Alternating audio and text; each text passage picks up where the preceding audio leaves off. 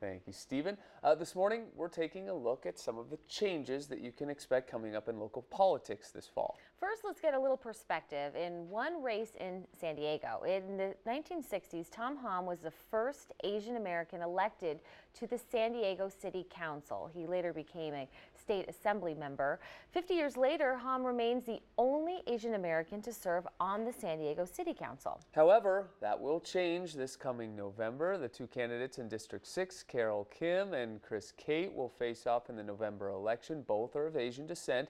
Back in 2010, during redistricting, the Asian community pushed hard to create a district that would better represent their interests. So District 6 now includes Kearny Mesa, Mira Mesa, and Rancho Penasquito. So big changes. NBC7 also checked with the San Diego County Registrar of Voters to see how involved Asian Americans are in electing local leaders. And Registrar Michael Vu told us that they don't have an exact number on how many Asian Americans are registered to vote. Part of the reason is the way different ethnic groups are counted according to the Voting Rights Act of 1965. Also, it's not mandatory to list race in voter registration forms, and still the Asian Pacific American Coalition says Asian Americans have the lowest voter turnout among all ethnic groups and need to raise their voices when it comes to local politics and civic affairs. And joining us now is the first Asian City Councilman, Tom Hom. Thank you for joining us. Thank you. And happy Father's Day. Oh, thank you. 5 daughters and a son. Yeah, this time of year I think about my father often. It's Happy Father's Day for sure. 6. Let's talk about what we were just talking about briefly, and then we'll talk about your book. But this redistricting means that for the first time in decades, we could have an Asian American on the city council. I imagine that makes you fairly happy, right? well, yes. To be elected is a bigger picture than just an ethnic, let's say, group.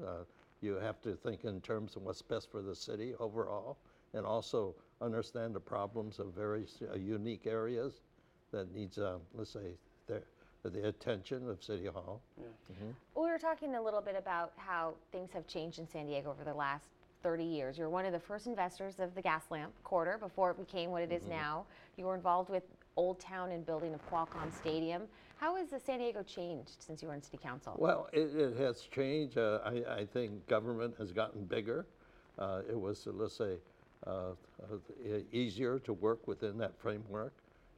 Not that it's bigger, it's worse, but because the problems are bigger today. And yes, there has been some changes.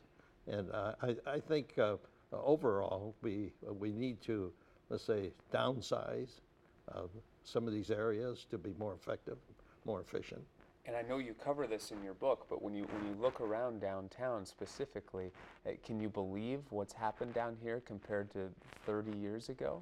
Yeah, well, downtown Skid Row was gas lamp, and a group of us got together, and when they asked me what can be done about turning it around, and I thought of what we did in Old Town, turned that into a state park, one of the major attractions. So that's what we did. We traveled the country, looked at different areas, how they rejuvenated their so-called Skid Row, and that's what we did. Yeah. And you're obviously very busy, but you decided to write a memoir. So tell us a little bit about that. Yes, well, for 55 years I kept a diary, and it stacked up about 3 feet high. And you had to condense it into 1 inch. Yeah, 400 pages. This is the there. greatest hits. Yeah. So it touched upon the point when I was born in Chinatown, and that's on 3rd and J Street there, and it doesn't exist anymore except a few buildings.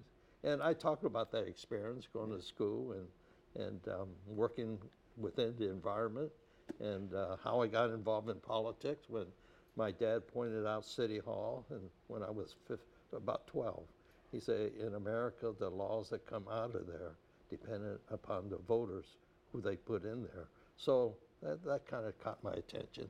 A unique perspective on some of the history around San Diego. Thank you, Tom, for joining us this morning. Thank you. It's a pleasure. And happy Father's Day. Father's Day. 87 years and a father of 6. You can celebrate today. Oh yeah. I often think of my dad, especially this time of the year. I think a lot of us do. Thank you for joining us, Thank you. Tom. Thank you, Tom. We have a lot more local news.